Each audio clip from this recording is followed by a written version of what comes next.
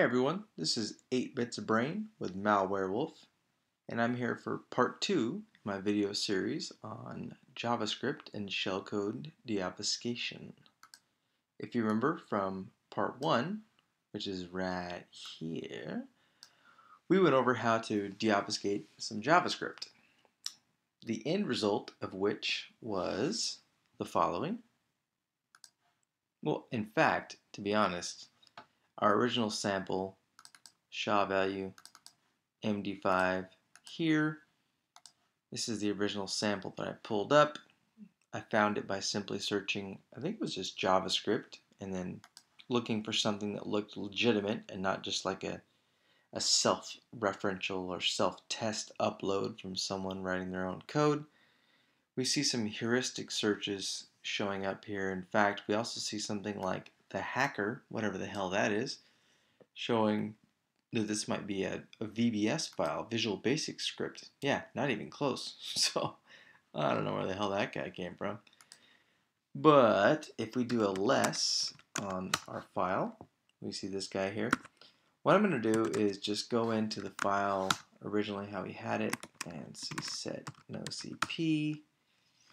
And we're going to go over here like this and do D0 and search for script and do one of those, insert that guy, exit, and right quit. Alright, now we're going to move this guy into stage1.javascript and make sure that that worked, and it did. By the way, what I'm doing right now is I'm pretty much redoing what we had in the first analysis phase.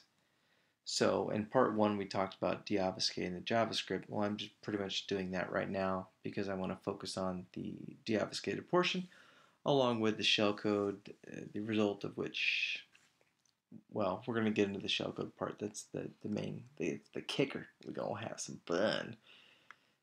Alright, now I have this little guy here. What I want to do is I want to run, let's see, JS, yeah, this guy, and I want, what did I call it, stage 1. Okay, so I've already set this command up. Now what we're doing here is we're running SpiderMonkey, and we're going to provide 2 input files. One input file is the definition.javascript, which is required to provide some DOM objects. And then the second input object is stage1.js. We're going to pipe that to JSBeautify and set the brace style to, actually, there we go, expand. I'm going to set it to input and then output to stage2.js. And then we're going to less stage2.js, and we see it's not actually JavaScript, but rather it's HTML. This is the original, well, I should say the result of part 1, which we did last week. We're going to quit that. We're going to VI this. In fact, no, we're going to move it stage 2 to stage2.htm. I'm going to VI stage2.htm. We're going to set no CP, and we're going to go like this. Boom. All right. And yeah, that's good. We're going to right quit, less stage2 HTM, and there we go. All right, and we have our HTML. Cool beans. All right. We're in Notepad, stage2 HTM, and let's take a look at what this does. Now, I'm going to go over this verbally. Okay, so the first thing that we have, what I mean by that, let me explain that. I'm not going to go over this in a debugger, but rather I'm just going to go through it with you. What would this script do?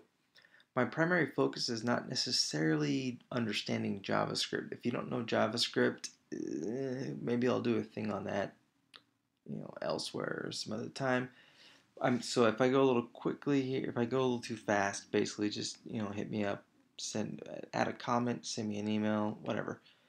But we have our HTML, we have our head being designated, we have a title, and then boom, in the head, we have a script type, and we have a language equals JavaScript. That's been deprecated. So script type equals text slash JavaScript is the current method. So let's just change that now.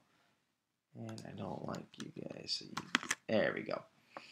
Okay, the first thing this script does is we assign a variable called memory, and we make a new array. It's an empty array, and we set memFlag to 0.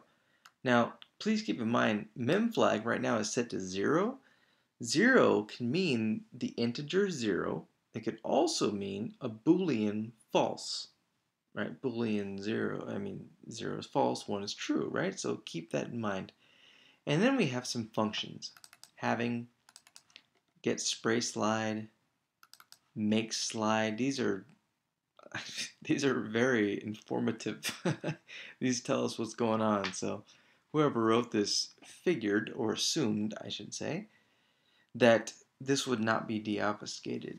So start WVF or woof, whatever that is, which looks like WebView folder, but more on that later. Start WinZip and start overflow, which sounds like a buffer overflow up front. You'll see it's actually a heap spraying type of thing. Get rand string, which sounds to me like getting a random string. And you see you have characters, and then we have here math random, which means we literally are getting a random string. And then we have creating an object with some class IDs. Cool. And then we have XML HTTP download. Alright, it looks like we're forming a GET request. Cool. Adobe Stream Save. Adobe files, let me back up. Adobe PDF files are formed of streams. I'll digress on that point, but it looks like we're using that methodology. And then we have shell execute. Looks like we're trying to execute a particular file. And then we have MDAC. Now the fun thing is, I looked up MDAC.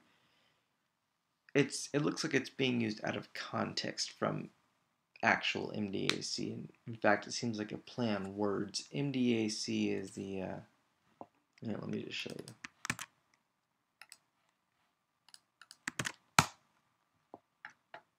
Here we go. MDAC, Microsoft Data Access Components. It's used to connect to different database types. So here it says the MDAC contains core data access components like SQL Server and OllyDbg provider and ODBC drivers. If you need to connect to a database, you're going to need to have MDAC installed. This is more of a play on words. We see numerous class IDs included here, and with different types of exploits, specifically I'm going to call it a multi-surface exploit, although I'm pretty sure I just made that up.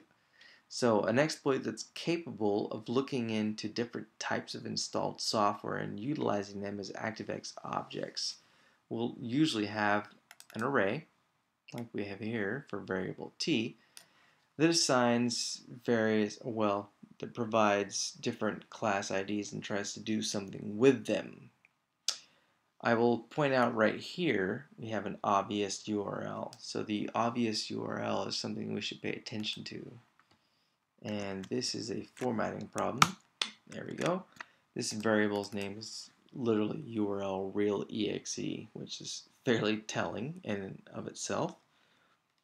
Moving on to our other functions, we have function start, and then if you haven't noticed yet, I'm going to scroll back to the top. We defined, or assigned I should say, two variables, an empty array called memory, and memFlag, which is set to false or 0, and then we have a bunch of functions, but nothing's been called yet. We end our script, and then we have our body, and on load of our body, we have start. So as soon as our body kicks off, we run start. Start is right here, so fairly convenient. It's right above the statement. And we start off with if not MDAC. So if the call to MDAC right here is false or returns Z0, we go to start overflow. Well, let's go take a look at what this does. I talked about the class IDs. We're going to create a variable t, and we're going to create an array, and the array has various class IDs. If I take one of these class IDs and I copy it and I go to this guy, which is called UUID lookup, universally unique identifier. Ooh. And I do a search, I see this is looking for HKey local machine software classes type lib. Okay. And let's just take the last one, search for that little guy, and this is, well, that. What is that? I don't know. Let's find out. Oh, look, our first hit is emerging threats, and hey, look at this. We have a snort ID, 8717, snort.org. So this class ID, if this class ID even pops up through the network stream, snort fires off. Yeah, this signature is based on this class ID. Now, I want you to take a moment and think about this. We had to deobfuscate this JavaScript. As such, would snort fire on this? Think about it. JavaScript is browser-side processed. It's not a server-side language. It's in the browser.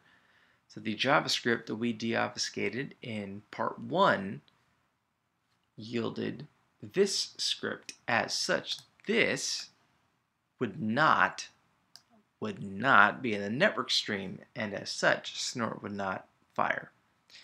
But I'll digress on that point. Okay, we end our array with a null. We create a new variable called v, which is an array with 3 null values. I would have to assume based on this that we're going to fart around with these null values. This is probably our conditional statement, or our should we keep going type of statement here. That's pretty common. And then we create I, N, and ret. I would take this to mean return. All 3 of these are 0 or false for that matter. And I have a feeling return, yeah, we're going to return ret. And if you remember, when we initially call MDAC, we say like, hey, if this doesn't actually function, start the overflow. So let's take a look. Back up to the top and right here. So what do? Well, we're going to create a while loop for t for element I position. I equals 0. T is the array here. This array has a bunch of class IDs and it ends with null. So I'm sure that comes into play. Well, I'm not sure of anything, but I assume. And we're going to loop while we have an array element available along with v, 0, 1, and 2 being false. Those start off as false. So I'm pretty sure that these will be modified throughout, and once they're modified, we'll drop out of our for loop. First thing we do is we try to create a variable a as null, and then we literally try to set a to document create element object. If we cannot create that element, it's going to fail and run to catch. But we're then going to try to set the element ID to class ID and literally CLS ID, and then we're going to set it to the array index item, substring 1, and then the length minus 1. Now that's pretty simple to understand. This is array index 0. So we start at 1, meaning we don't count this guy right here. We don't care about that. And then the length of which is going to be this, but if we subtract 1 from that, it means we don't care about that. So in other words, we're just taking the UUID or the class ID specifically, and we're leaving out the braces. Alright, so we try to set A. What if A does not get set properly? Well, then we set A to null. Which is why we then move to if A. If A, so meaning if we were able to do this, what if we were not able to do this? This whole thing fails. Well, then we increment I, and we move on to our next item. Move on to our next class ID. Okay, let's pretend like it worked though. If it worked, we check for v0. It starts off as null, null, null. v012 is null, null, null. Well, individually is null. So v0, we're going to set that bad boy to create object, and this is familiar, XML HTTP. That is going to be a standard library that's used, or well, object, excuse me, that's used to create a GET or a POST request. So we're going to do some type of request here, well, if we're able to create it. And here's the fun part: if we're not able to create it, if v0 fails, see, if not v0, so if this fails to create, we're going to try a different type. And this is just based on Internet Explorer version, if I believe that's the case. So it tries a different string to do the same damn thing. It tries 3 different ones. Okay, now we're looking, and by the way, these, if v0, v0, like these right here, see those highlighted? Those are not if then or if else statements. Those are if, and if. Those are individual, so they have no bearing on the previous or the following, blah, blah, blah. Okay, so if we have a null here, which we do on the initial run, we're going to try to create an Adobe stream of some sort. So hopefully Adobe's installed and we're able to create that. And then if the third element in the array v, which initially is null, null, null, which should be a null, is null, and it will be, it'll try to create wscript.shell. And here's the fun part. Let's say it fails to do that, it'll try to do shell.application. So just different versions of Windows, different versions of IE are being taken into account here. And then we're going to set n to 1 apparently for whatever reason, and then increment I. Now let's pretend all 3 of these were able to be, well, these were all created. So this class ID, right? This was created, the object was instantiated, blah, blah. If that happens, this while loop right here, we're going to drop out of it. And the reason being is that these v values are not all going to be 0 or false. So if we drop out of this little sucker, we go over here. Now we need to have all 3 of these. We need to have the ability to create the request, we need to have a stream, and we need to be able to run wscript shell or shell application, most likely because we want to run execute. I mean, that's pretty obvious from what I see here. The variable, we're going to run XML HTTP download. We're going to provide v0 along with the actual URL. And if you remember, the URL from up here was this guy, and v0 was our element based on our class ID. So we call this guy, and this guy does, yeah, okay, we're going to create a GET request to the URL, and we're going to return the GET request response. Pretty simple. Okay, if the response is not equal to 0, meaning we have a response, let's do something with it. So the GET request provided some data. If the GET request did not provide data, well then we just go over here and move on. But if it did provide data, we have a variable called name, and hey, this should look fairly odd because this is a fantastic host-based identifier in HBI. This is going to take the GET request result and store it to the root C, and this is just being escaped, by the way. msnt get random string with 4 integer pass.exe, and from what I would assume looking at this is that name is literally going to be msnt 4 random characters or something, whatever this guy does, .exe. Let's go take a look at this. And we set up characters A through Z. So yeah, there will not be any numbers here. It will literally be just A through Z. And math random. Yeah, we're just pulling a random string and returning it. And it's looping based on string length, which is 4. So it's going to provide 4 random characters. Cool. Okay, now let's say this works. Then we're going to take our Adobe stream save. If it equals 1, we're going to do a shell execute based on the fact that we were able to get wscript to load. Cool, and if it does execute, what we've just done is we've done a GET request, we've saved it with a random name, and we've executed it. In which case, we're going to return, well, return will equal 1, and at which point, we return 1. And if you remember, this was if not MDAC. Well, if we return 1, that means MDAC succeeded. This will not occur, and we're done. Well, why are we done? Well, we're done because we just downloaded the freaking executable we wanted, and we executed it. Win, right? Exploitation. Get it, girl. But if that did not work, so none of these class IDs allowed me to load the object that I wanted, and none of them succeeded. I'm going to try to do a buffer overflow. Well, you know, I just assume this is a buffer overflow, and I looked through this earlier. It's actually, it is an overflow, but, well, you'll see. So start overflow, and we're going to pass in 0. Okay, let's go take a look at overflow. Overflow num, this will be 0. If num equals 0. Well, on the first run, it's going to equal 0. It's going to try to do something. If it fails, it will basically do nothing because the catch statement is empty. But right beneath it, you see if num is 255. Well, at the very end of if it's able to do this, we set num to 255. As such, we can tell that this means if this runs, that's 255. Cool. So let's take a look at what it's doing. Variable qt. Now when I see qt, I grew up on Macintosh computers. So I grew up using OS 6 and then moved to 7 and then 8. QuickTime. New active X object, QuickTime.QuickTime. Hey, look at that. Whenever I see Qt, I think QuickTime, and that's what we're trying to do. So if we're able to create a QuickTime object, great. If we're not, whoops, QuickTime's probably just not installed. But if we are able to do that, awesome. We're going to create a variable called QTHTML with an object with its own class ID.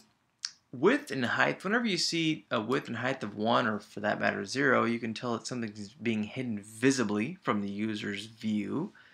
A border of 0 and a parameter named source, and the value is qt.php. We're going to set autoplay to true, and we're going to set loop to false, and it will have a controller for whatever reason, and then ending the object. Now that's all being put into this variable. The next thing we're doing is we're looking at memflag. If you remember when we originally created variables at the very top of this script, memflag was set to 0. As such, if memflag is not true, which 0 is not true, we're going to call makeSlide. After we make a slide, which when I think of slide, I think of a knob slide, but after we make a slide, we're going to, the original div that's at the very bottom of our HTML, in the body, there's only 2 things. There's onload, start, and then there's a div called myDiv. So we're going to set the inner HTML of that to this guy, which is this guy here. Okay, let's take a look at makeSlide. What's that do? Ah, here we go. This is the fun part. makeSlide, heap spray to address. We're going to pick this address here. The payload code is this guy here. So this is our shellcode, which we're going to analyze toward the end of this.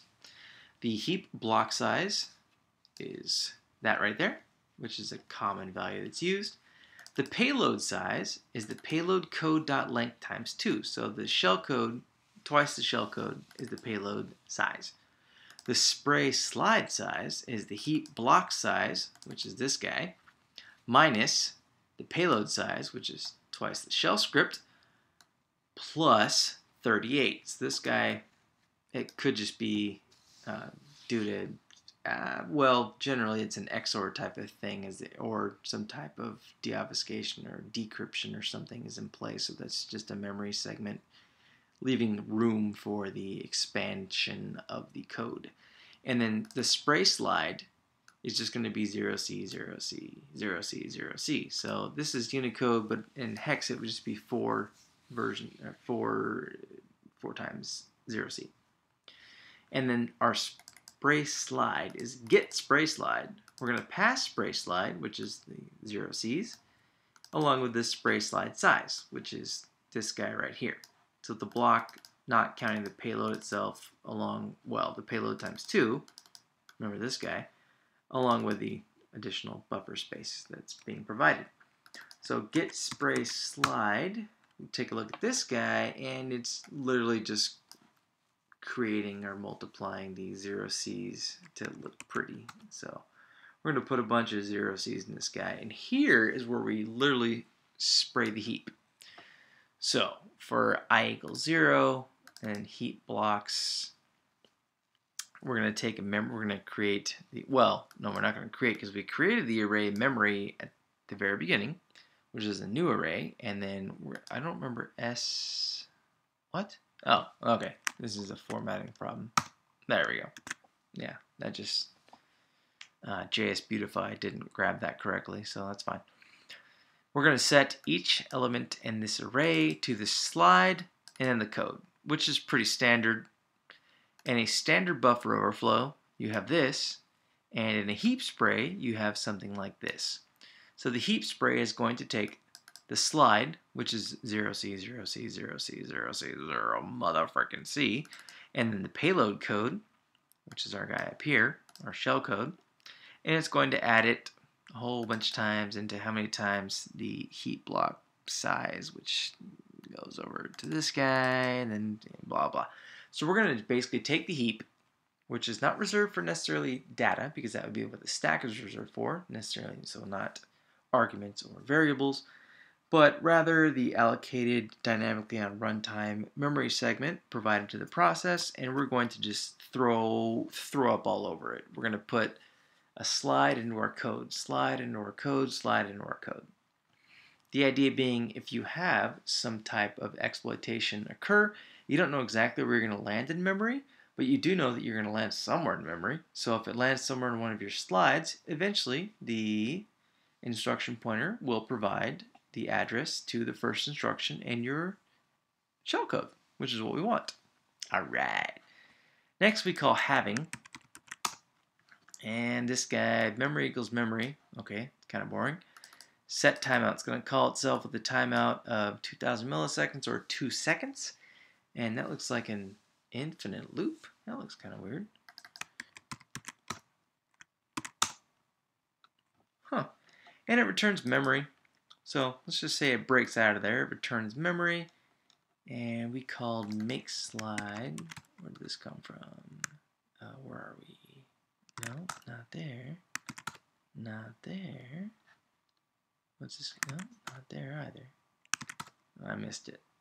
Yeah, oh, it was right here actually. Okay, cool. So if it makes a slide, sets num to 255. If num is set to 255, we call start overflow and we pass 1, we wait 2 seconds. If it didn't work, so if none of this worked here, so QuickTime's not installed basically, then we're just going to call itself with a 1. So if we call itself with a 1, this will not execute, but, oh, I passed it. There we go. This will execute. And now, if you've noticed, we have 3 basic exploits here. So we're going to move on to number 2. Now we've done number 1, it's QuickTime based. Number 2 is WinZip equals, there it is, create element object. Here's the class ID for the object, which must be WinZip related. Well, I'm assuming based on the name, this is fairly well documented exploit code. So set the return to WinZip, create new folder from name. This is probably a fairly known exploit. Pretty sure I can Google that and find some information, especially since I'm going to basically provide 0. That's probably going to loop somehow. So if return equals false, so if I could not set this little sucker right here, we're going to, if the slide did not get created, make it, but if we got here by now, it should have been created. Start WinZip and pass WinZip, okay, which is going to be the WinZip object created here. Let's go take a look over there, and the object is, we're going to have A and XH, and then while length is less than that. We're going to do this right here, so we're going to have a bunch of A's and then a bunch of F's, and then create folder from name XH. So this looks like an exploit for WinZip, and if that causes the program to crash or basically point to an incorrect address, hopefully it points into one of our sleds, which then goes into our shellcode. Exploit number 2, and Okay, if it worked, it sets it to 255. It sets num 255. And if num is 255, it waits 2 seconds and calls start overflow or its own function with 2. Otherwise, it just calls it with a 2. So if the WinZip didn't work, it just calls it with 2, which means we're going to basically go here because we're going to call this sucker with a 2, which means we're going to come down here. Okay, and the third one is webViewFolderIcon.webViewFolderIcon.1 is the ActiveX object we're trying to create. If it doesn't have a slide already, it fills the memory with the slide. Otherwise, it calls this guy right here, and this will go 128 times. Create an ActiveSync object of this guy, and then tries to do a set slice. So this must be the, yeah, I'm familiar with this. This is the webViewFolderIcon slice exploit. And basically what this is trying to do is also just crash the damn thing. Not necessarily crash it, but cause it to pop into one of the addresses that was sprayed to the heap. And when this concludes, we have basically finished our start overflow. And it looks like we're pretty much done at this point. Yeah, we're done. So, those 3 different exploits, the first thing it tries to do is just says, hey, can I just download this damn thing? And if that doesn't work, it tries to do 3 different exploits. Cool. Now, the thing we really need to focus on at this point is the shellcode. So if the first one, if the download to URL works, well, I mean, you don't need the shellcode because it's just going to stop. But if it does need the shellcode, let's take a look at the shellcode and see what it does. We copy this little sucker right here. See, I have an HTML file. Let's see, okay, clean some stuff up. You go away, you go away. Let's close all that. Notepad, you go away too. Go away. All right, and let's see, what are you? Let's open you real quick. Oh, okay. Yeah, I want to make a new file, blank file, shellcode.txt. All right, paste it. Oh, didn't work, didn't like me. Let's open this and just do it this way. Dum, dum, dum, dum, dum.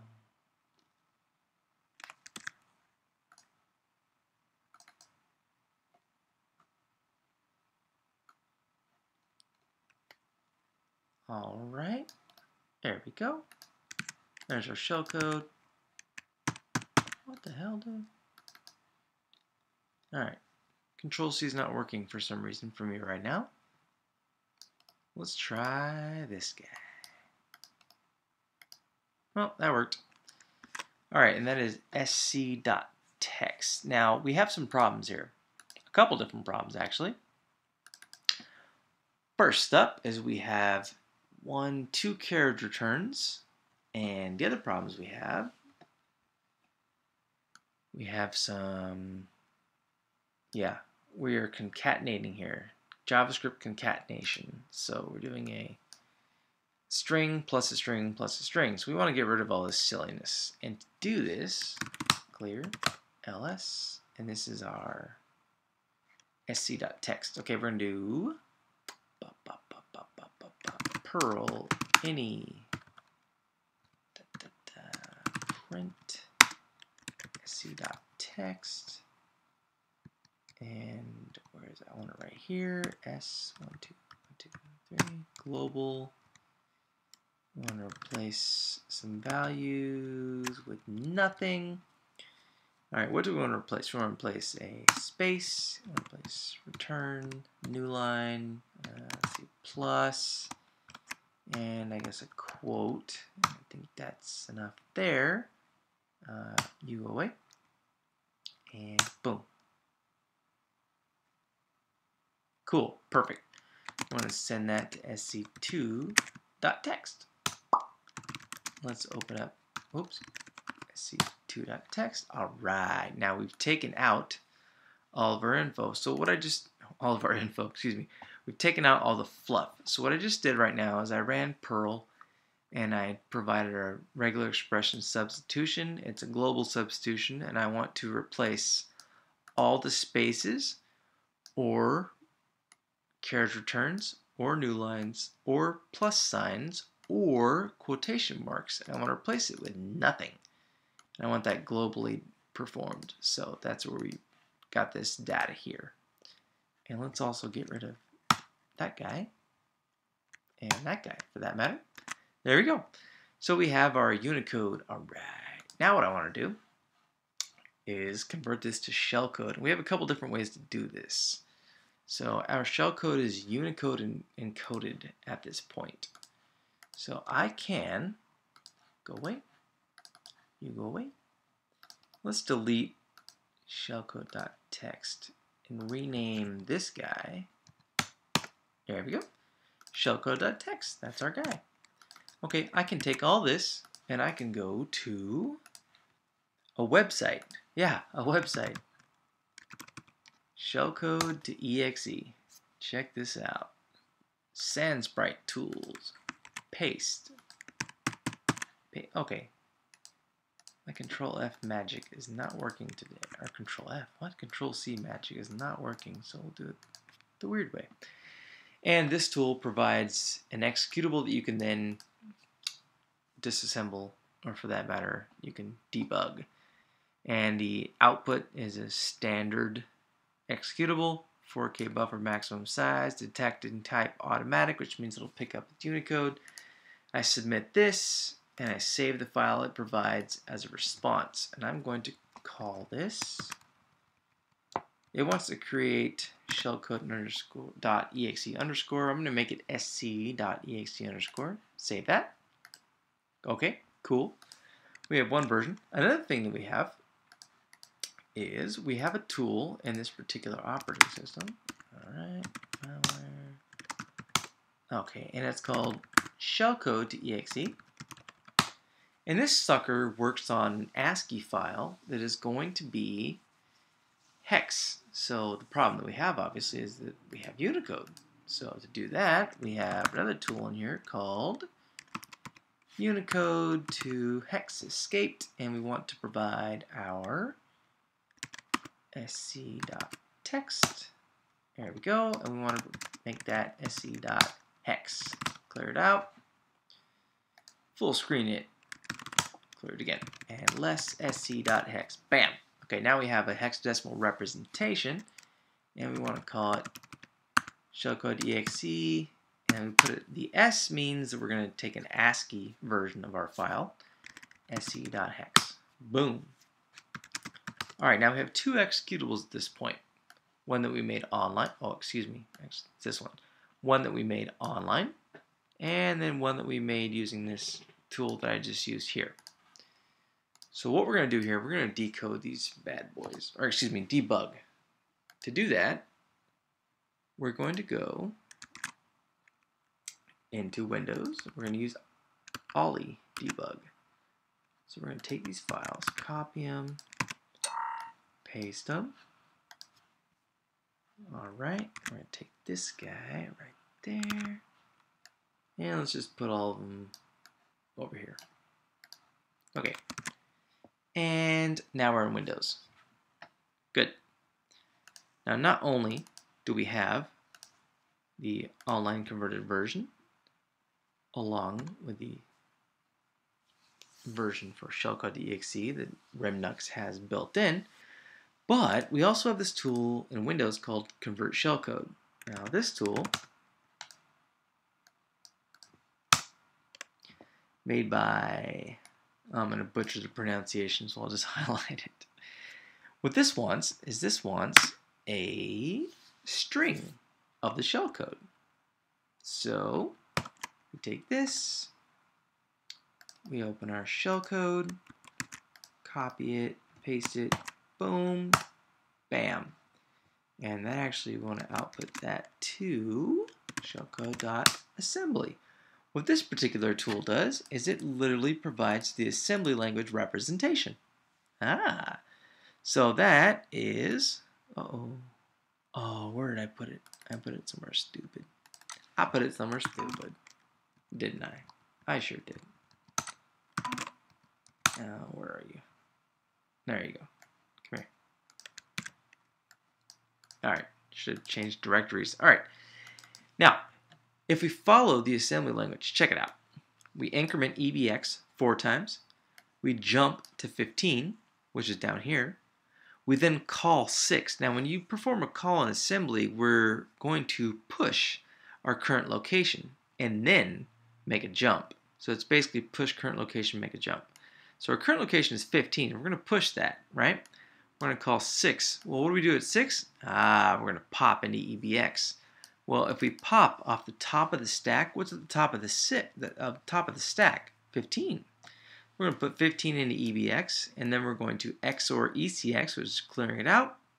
We're then going to move 180 in hexadecimal into CX. Whenever you move something into CX, you can expect some type of loop. It's just normal. And then we have, well, that's because it's the counting register. And then we have an XOR operation being done at the memory address defined by EBX. Oh, yeah. And this is where we're XORing with it. That's our XOR key. We're going to increment EBX and we're going to loop. So the loop means we're going to go 180 hexadecimal times. And what we're doing here is we're XORing the data out. As such, the values that we are XORing, and if you remember EBX, popping EBX, right?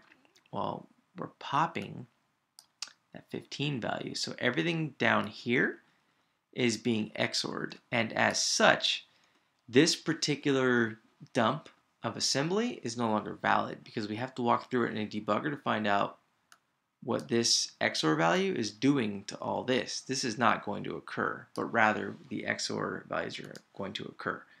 So we have 2 different versions. I'm going to take the version that we got from the command shellcode.exe as opposed to the online version. But I will show you that if we right click on these and go to strings, we have something fun here. We have a URL that provides pretty good introspection into the malware that we're about to download.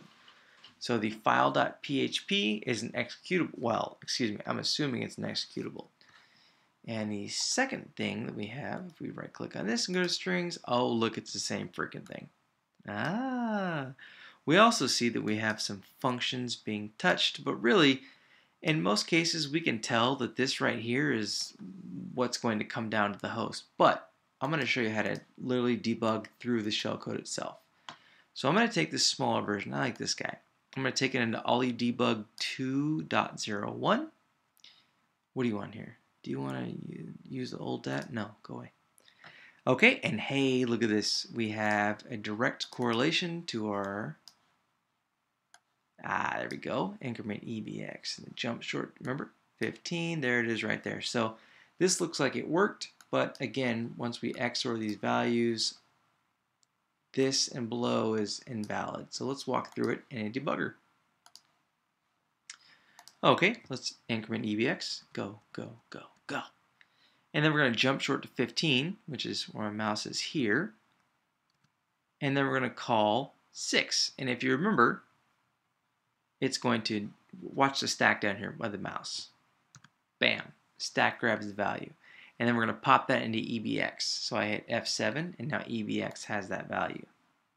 All right. And then we're going to XOR ECX, which means we're going to take ECX, and we're going to nullify that bad boy. There we go. And we're going to move 180 hexadecimal into CX. CX is down, well, it's right here. It's null right now, and then now it's 180. And then we're going to start our XOR process. Now, the XOR is going to start to XOR where EBX points. EBX points to 40101A. 40101A. Right there. Remember where I said where this is no longer valid? And that's because as soon as I hit F7, bam. New data. And you'll notice that it's going to increment EBX and then loop. And it's going to just continually XOR this data. And if I hold on F7, which I'm doing, you'll see it's filling out these values. Now, it's going to keep going until ECX is 0, and if you see my mouse over here, ECX is a fairly high number. So, fairly large number, I should say. So I'm going to say, well, when this is done, it's going to go here. So let's just set a breakpoint with F2, and then hit F9 to run to it. There we go. And let's take a look. If you notice over here, EBX currently has, hey, look at that. If I right click and go to follow and dump, EBX currently has the URL. Okay, all right. Now I hit F7 again. First thing I hit is a NOP. Ignore that. Now we are going to move into EAX a pointer to FS30. FS30 is the PEB, the process environment block, and what's that doing, or what that is doing, typically is locating kernel32.dll, and this is very, very common. So I hit F7 a couple times, and 1C, by the way, as an offset is very common. And then we do it again and again, and now we're going to subtract from the stack pointer 400, so we're creating some buffer space at this point. I hit F7, and now we run into a bit of a, say what? At this point, at 401031, right here where it's highlighted, we don't seem to have an instruction. Well, that's because Olly is not providing, or it's not giving enough analysis information. So we go over here to analysis and then analyze code. Hey, wait a minute, watch out now. So we're going to push some arguments, make a call. Argument, argument, call. Argument, argument, call. And again, and again, and again. So what is this doing? Well, we just located kernel32.dll. As such, you can pretty much assume, and by the way, look at ESI, we're pointing into kernel32 right now. So you can pretty much assume that what we're going to do is we're going to find the locations in memory of various functions. Which ones? Well, I don't know. Let's find out. We hit F7, okay, and we're going to push, push, and then we have a call to this guy right here. Now, whenever you call a function, the return of that function is typically going to go into EAX.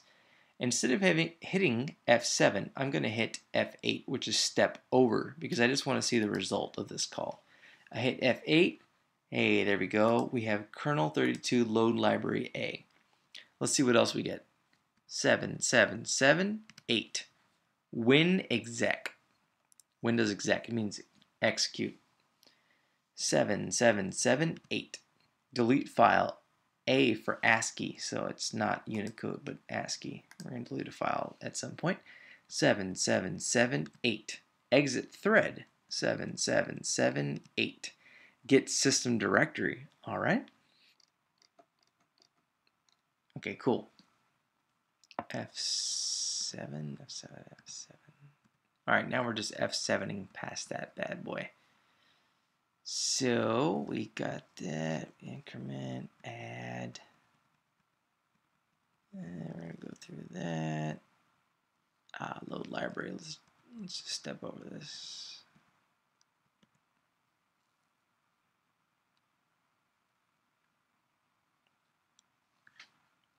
I screwed this up. So here's the fun part. I'm not going to cut the video at this point. I'm going to keep going because I want to show you how easy it is to make a mistake, but then go right back on track. So we go into OllyDbg. Breakpoints are screwed up. Yeah, I know. But the first breakpoint will get past the XOR process. Cool. And then we go past these. F8 past it, F8 past it, F8 past, F8, 778. And we go here. Let's reset that guy. There we go. All right, F7, F7. Okay, let's actually F7 into this damn thing. So what is this going to do? We're going to push, and we're about to call something. We're going to call load library A, it looks like. Let's step over that. Here we go. Now, if you look right here, in EAX, we have a URL mon, right? And then we hit F7. F7, we have a call. If I hit F8, oh, check it out. Look what's in EAX. Look what's in. URLmon.url download to file ASCII version. URL download to file will typically do exactly what it sounds like. It will take a URL and it will download something to a file. So now don't forget, we also have win exec right here on the stack. See down here at the bottom right? So let's take a look. We're going to F7, F7, and we're going to keep F7ing till we have a call. And this call right here, we hit F8. And now we have a location, Windows System 32. All right. We hit F7 again until we have a call, and the call is to delete file. And hey, look at this. On our stack, we have ASCII system32 tilde.exe. What? F7 or F8 past that. F7, F7, F7, F7. Keep hitting F7. Now we have a call to URL download to file. And we have a couple things on the stack here. We have 0, 0, a file name, a location of 40119A, and then 0. So if you're to go look this up on how URL download to file works, you'll see that this guy right here is supposed to be the URL, but it doesn't show anything, right? Well, check this out. If I right click and I go to follow and dump, bam. At this memory location, we have our URL. So it makes perfect sense. What it's going to do right now is it's using URLmon, URL download to file A. It's going to try to download the file. If I hit F8 to pass over it, okay, now what it tried to do right now, check it out, EAX provided 0. Now what that means is the function returned to 0 and worked. So let's go take a look at what's in here because this seems a little wonky. Yeah, there it is. Tilde.exe. What is this though? If we open it with, let's just open it. Where am I? Well, I obviously didn't want that to happen. Stupid. That's actually really cool. It crashed. That's awesome. All right, fine. I'll open the hex editor. I was trying to avoid that. So in the hex editor, you see that it came back. I have a Cox internet connection. Basically, it came back saying I couldn't find that domain. So didn't get the domain. But as far as this shellcode is concerned, something was downloaded to that file. Well, something was downloaded. Technically, an error. DNS couldn't be found. But watch this. F7, F7, F7, F7. Call. What are we going to call now? We're going to call winExecute. WinExecute takes two different parameters, and we have 2 pushed onto the stack, 0, and then we have a file location, C Windows System 32 tilde.exe. Let's have some fun. We're going to prove what this shellcode's really doing. We're going to delete this little error that we got from my Cox internet provider. We're going to take calc.exe and we're going to duplicate it and we're going to rename it tilde.exe. Now as soon as I step over this function call, it should execute tilde.exe in the system32 directory, which right now I just made calc to be that particular executable. So it should open. And I hit F8. Boom, there it is. Calculator just opened.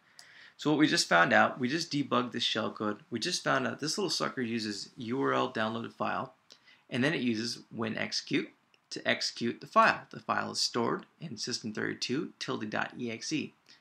Now, let's keep going. And we're going to make a call to exit thread. Step over it. We're going to then, well, it's basically doing cleanup at this point. So we're just going to keep going. Yeah, I'm bored at this point. I'm going to end this. What this does at this point is it just cleans everything up. So let's just hit F9. It's already done. So this shellcode, what does it do? Well, by simply looking at the shellcode itself, I mean, just literally looking at strings in the shellcode, you can see that it has this URL. So you have to assume it's going to do something with it. Well, what does it actually do? By debugging it, we just found out this little sucker uses URL downloaded file and then tries to winExecute that bad boy. And we even got it to execute notepad.exe by just simply renaming it to the file that URL downloaded file, saves little sucker 2 on the drive. So that is pretty much the debugged executable, which means that that is exactly what the shellcode does. The deobfuscated shellcode tries to just download it, using the XML server GET request. And if it fails, it tries 3 different exploits to make that stuff work. And that's it. So, I hope everyone learned something. I hope you enjoyed your time. And if you have any questions or comments or concerns or whatever, please post a comment or send us an email. And hey, again, this is 8 Bits of Brain with MalWerewolf, and I appreciate your time.